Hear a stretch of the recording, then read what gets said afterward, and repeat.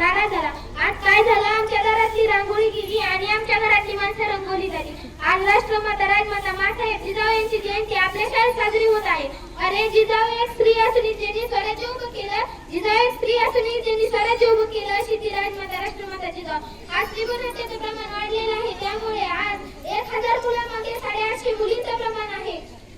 म्हणून आज ते जर आपल्याला थांबवायचं नसेल तर स्त्रीगुणाचे थांबवली पाहिजे. ते जर आपल्याला थांबवायचं नसेल तर स्त्रीगुणाचे थांबवली पाहिजे.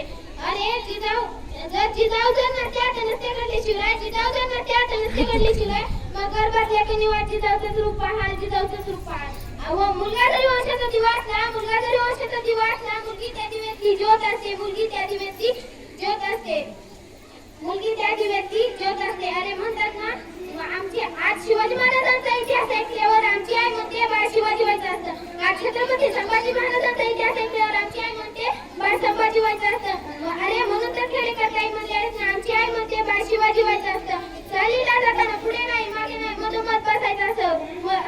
पुढून गाडी ठोकली काय आणि मागून गाडी ठोकली काय, मध्यानं मात्र सुरक्षित राहायचं असतं. आमची आई म्हणते बाळ शिवाजी व्हायचं असतं. माणसानं जगलं कसं पाहिजे, जगावं तर वाघासारखं, लढावं तर शुभासारखं, जगावं तर वाघासारखं, लढावं तर शुभासारखं.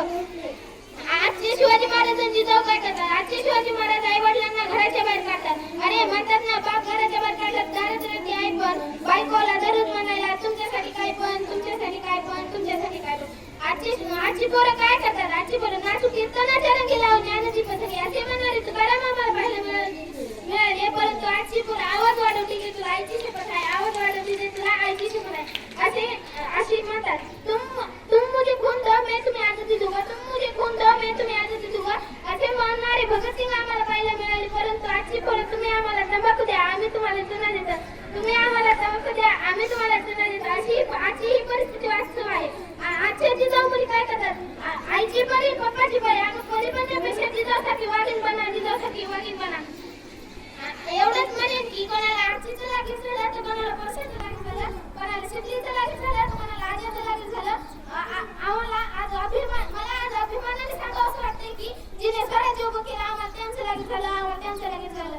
जाता जाता एवढंच म्हणेन की रयतेसाठी रडघोडा, रयतेसाठी रडघोडा अशा त्या आईचा आवाज, अशी ती आई राष्ट्रमाता मासाहेब जिजाऊ, अशी ती आई राजमाता राष्ट्रमाता मासाहेब जिजाऊ. दगडालाही फुटेल पालवी, दगडालाही फुटेल पालवी अशा शब्दात तेवढाच प्रभाव पाहिजे. पुन्हा या महाराष्ट्राला जिजाऊंच्या विचारांचा लढा पाहिजे, पुन्हा या महाराष्ट्राला जिजाऊंच्या विचारांचा लढा पाहिजे. जय जिजाऊ, जय शिवराय, धन्यवाद.